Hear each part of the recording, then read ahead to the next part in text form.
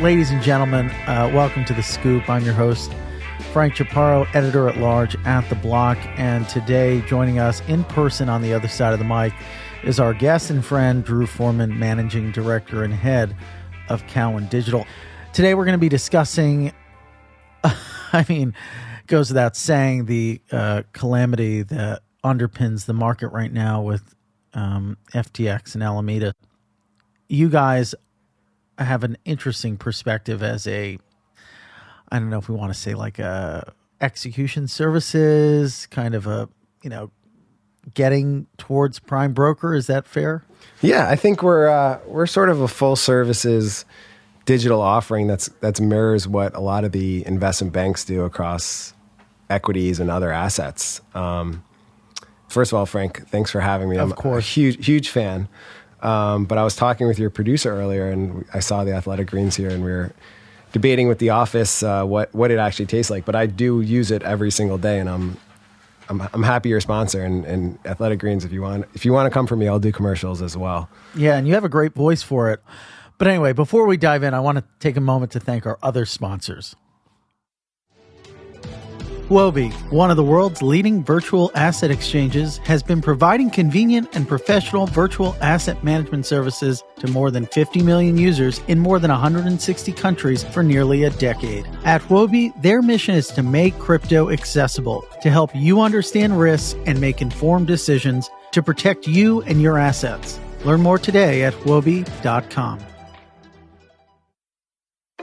This episode is also brought to you by Ledn. From Bitcoin and USDC savings accounts to Bitcoin-backed loans, Ledn's financial services enable you to benefit from your holdings today without selling your Bitcoin. Learn more about Ledn at ledn.io. Ledn, where your digital assets come to life. All opinions expressed by hosts and podcast guests are solely their own opinions and not necessarily those of the blocks. Podcast guests may have taken positions in the assets or other matters discussed in this podcast. This podcast is for informational purposes only and should not be relied upon as a basis for investment decisions. For full terms, visit theblock.co/terms-service. Once again, I want to welcome our guest, Drew Forman, managing director and head at Cowen Digital. Actually, before we dive in, let's kind of dive a little bit deeper into what Cowen does on the digital side and maybe your role, and then we can talk about everything that's going on. But maybe for folks who are unfamiliar, just to give them that foundation. Yeah, let's start from the beginning. So I was running the derivatives team at Cowen, so equity options, ETFs, and risk arb, and really built up that business there. My partner on that side who ran trading, Eric Rose, and I were talking, really pushing Bitcoin option trading in 2019 to the higher ups. Yeah. So deep pandemic 2020, we got the go ahead to really start exploring digital. And if you take a step back and look at Cowen as an investment bank, it really flies under the radar, but is among the top 5 or top 10 in the US in almost every category. And really has such an entrepreneurial spirit that it leans into some of these businesses that other firms might shy away from. So derivatives, we've been number 1 in SPACs for a long time. Cannabis has been a huge area, both on the banking and trading and research side for us. And digital similarly fit in, which had, a complicated regulatory environment. Yeah. But also much like cannabis, especially on a federal level. But just a huge opportunity, and our customers were really asking us for developing these products. So we started the Cowen Digital Working Group in 2020. That grew to 40 people at Cowen organically. No one was forced on it, but we had head of compliance, head of legal, many people from our operations and tech, as well as sales and trading on that. And digging in, we realized this was going to be a huge undertaking. So we set up a separate company, Cowen Digital, still largely under the Cowen umbrella, but outside of the broker-dealer for regulatory purposes. And since then, we've made about a dozen hires specifically into Cowen Digital. Fortunately, the crypto winter has allowed us to pick up some amazing talent from places like blockchain.com and Coinbase and Paxos, and really building out just an amazing team. With the same values that Cowen has, where culture is the most important. And what's the bread and butter of the business? So We're starting with spot trading. We are live for most of this year. I'm an institutional trader. I'm a hedge fund. And for some reason, I'm inclined to trade in this market. I'll come to you and you'll put on that position for me. Exactly. And I think the thought behind it is we want to create an equities-like workflow.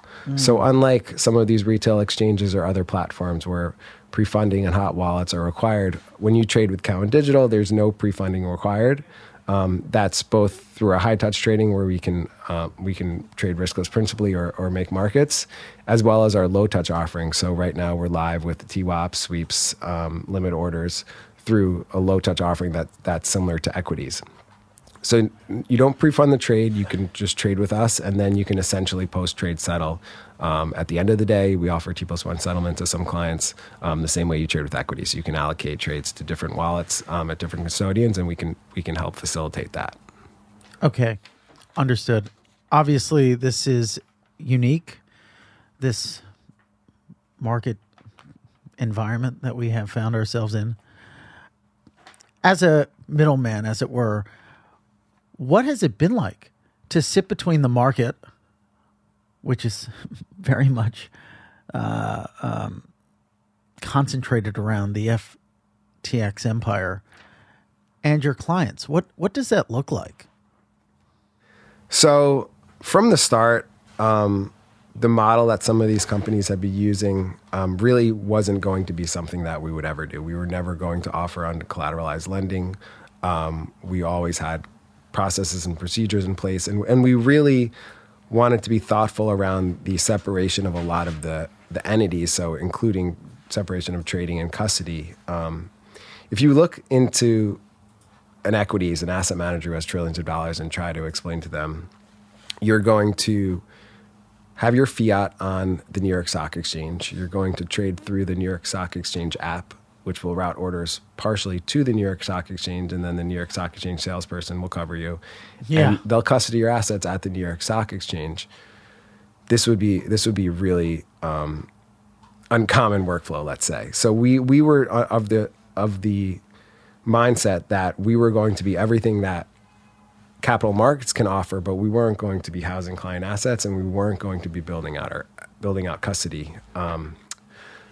That being said, we do have a custody partner at Standard Custody. The parent company is called PolySign. So we led their Series B round 18 months ago, and then again their Series C round for them to acquire MG Stover. But again, we're a minority interest in this custody platform that we think is best-in-class institutional segregated wallets, so that our institutional and non-crypto native clients will have sort of an integrated solution from fund admin, custody, and trading. But we can allocate to any wallets. We can trade into multiple wallets across the spectrum, and we think that's an important part of the way the business should be segregated. So you're taking, or you've taken a much different market structure approach, in a sense. Yeah, absolutely. And you had mentioned. Clients are certainly asking for information, and thought leadership and research and strategy has been at the forefront of what we're doing. So we have a digital data scientist who's building out a warehouse of the different protocols and valuation frameworks. He's published on Ethereum, Polygon, Avalanche, and we've coupled all of those with sort of deep dive podcasts or fireside chats with the leadership of these protocols. And then we publish a few times a week sales notes that are more topical on topics like what's going on in the news cycle today and others. So we're really trying to be a resource for our clients without taking our own proprietary positions and without really holding on to their assets, just to sort of be the way station. Understood. Did you have any exposure to FTX? No, we have no exposure to FTX at all or any of the exchanges. We're not holding any client assets either. Maybe from like a deal-making perspective, there's a lot of stress in the market. Are you anticipating consolidation? Obviously the capital markets are probably going to be, the brakes are going to be hit. I think there's a lot of capital still on the sidelines, especially from the venture side, waiting to come into the space. And there's a lot of deep-pocketed firms and funds that have invested in companies and will continue to. I think what we might see is, a use case for traditional finance to have a role in the capital flows and the structuring around deals. I think, especially in the bull market, you saw all of these new firms, crypto natives, going it out on their own. Every company that or raise that we got to look at was already oversubscribed without a deck, and that was when Bitcoin was at 60,000. And I think people will be much more conscious of what they're investing in, cash flows and revenue streams and ways to profitability. But I do think that does give way to the need for, investment banks and the right marketing materials and the right advice around consolidation, because for sure there will be opportunities both on the side of mergers and potential ways for companies to combine, but also a need for capital from companies that are profitable. Wobi, one of the world's leading virtual asset exchanges, has been providing convenient and professional virtual asset services to more than 50 million users in more than 160 countries for nearly a decade. At Wobi, their mission is to make crypto accessible, building the go-to hub for the next billion crypto users. Wobi believes crypto shouldn't have any barriers to entry. Wobi is committed to asset and platform security to help you understand risks and make informed decisions to protect you and your assets. Learn more today at wobi.com. I also want to give a shout out to Ledn. Ledn, Bitcoin-backed loans and savings by Bitcoiners for Bitcoiners. As we've seen, not all digital asset lenders are created equal. Ledn prioritizes safeguarding clients' assets with its robust risk management approach. That is why Ledn doesn't actively trade or invest in DeFi yield generation strategies with its clients' assets, and only supports Bitcoin and USDC, two of the highest quality and most liquid assets in the industry. Ledn is also dedicated to transparency, which is why they are the first digital asset lending company to complete a proof of reserves attestation. Learn more about Ledn at ledn.io. Ledn, where your digital assets come to life. I don't know if it's a result of how engaged people are, but information spreads so quickly. And that's like the unique thing about crypto is we have these run-ups and then the drawdowns are just so much more painful. Yeah, it's really crazy. And right prior to this, and I'm an options guy from my background, we were looking at volatility. Bitcoin and Ethereum had realized volatility below the NASDAQ, which is, something that has happened maybe for a few days over the past 5 years. But, Bitcoin is realizing, 50 to 100 vols over the NASDAQ, and even more if you go back past 2017. And it was quite unvolatile. The volatility looked cheap. And now this happened, and it, is very much back to sort of levels seen a couple years ago. So the market certainly wasn't predicting this. There wasn't this, bid to the downside on the options. And it was, like you said, extremely quick. I think looking back at Luna as another example, that was, destruction of wealth and capital, but the markets really played out like they were supposed to. The capital calls and the margin calls, they worked as they should have. This is, two companies that were titans in the space, and it was just really interesting to watch it play out in real time. I hope this only brings more clarity around regulation, around collateral, around, what people are doing with customer assets. I think that's the most important thing. And, I hope going forward that this will bolster the space, but for the short term, it's obviously just a lot of pain and forced selling. A lot of pain indeed. Max pain. No max bidding. Not yet. No bidding yet. I mean, I do think that there's going to be some, hopefully, to your point, regulatory clarity around the market structure. People talk about when are we going to know which assets are securities. What we really need to know is how should the credit market work, right? How what collateral is acceptable? What are the parameters around lending?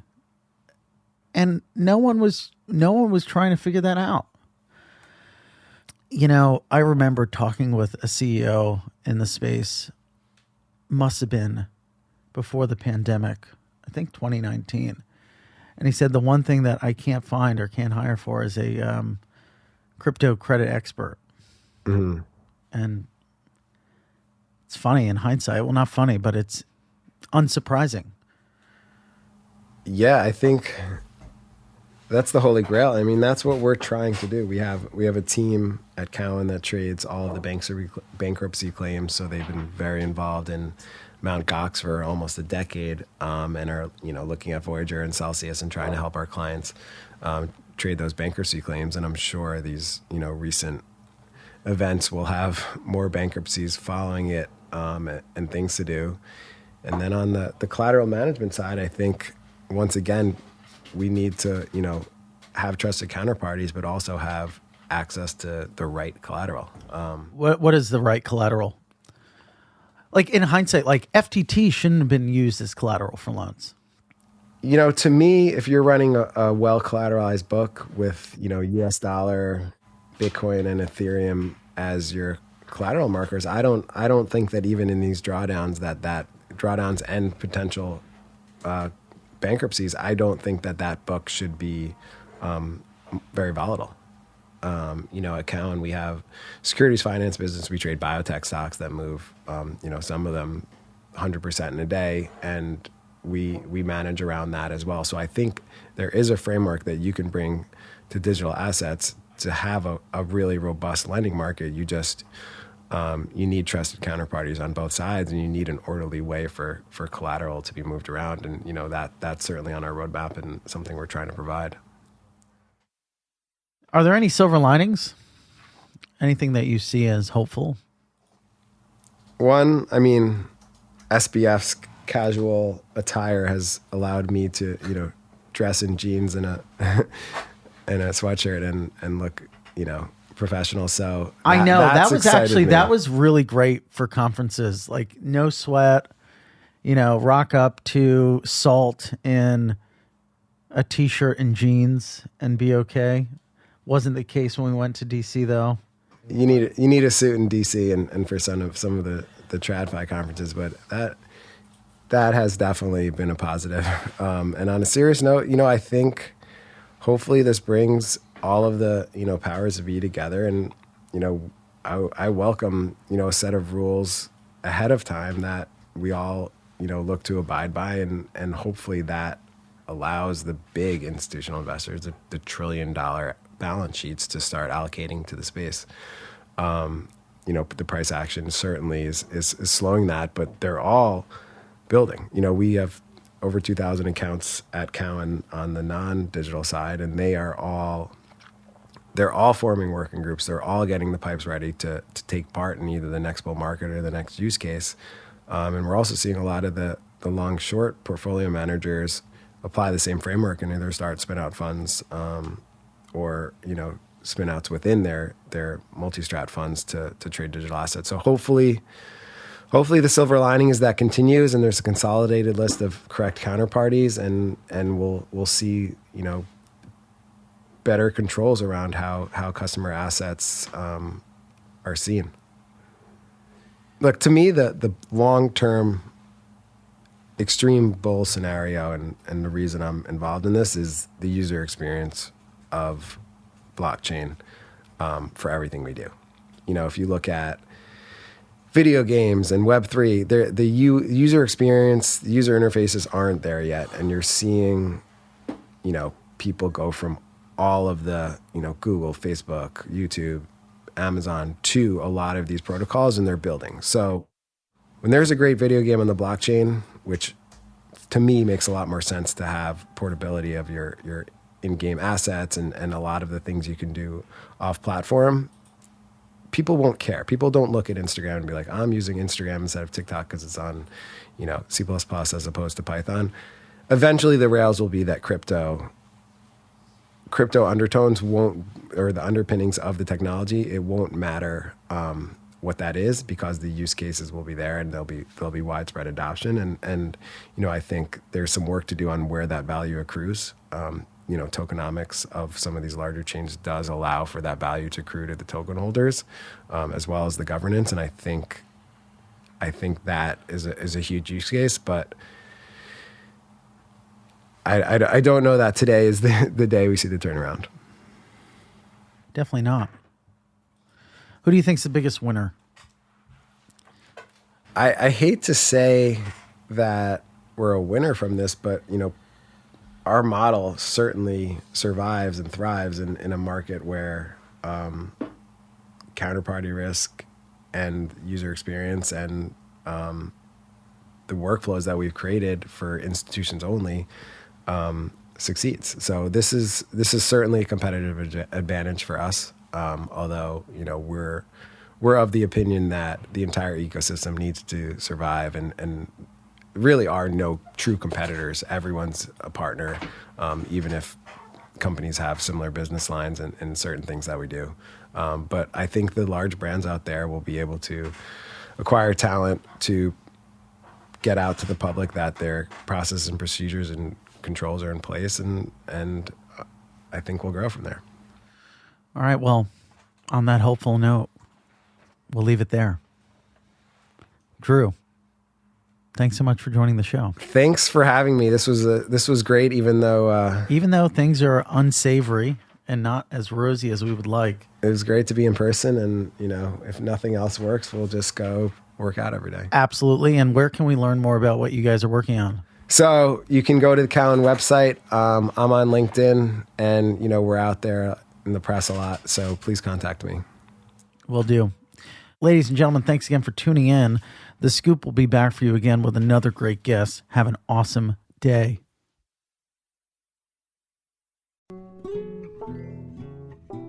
Looking for more great insights from The Block? Check out The Block Research, the premier platform for research content on crypto markets and the digital asset industry. The Block Research membership includes cutting-edge reports, webinars, company maps, and more, available via our dedicated research portal.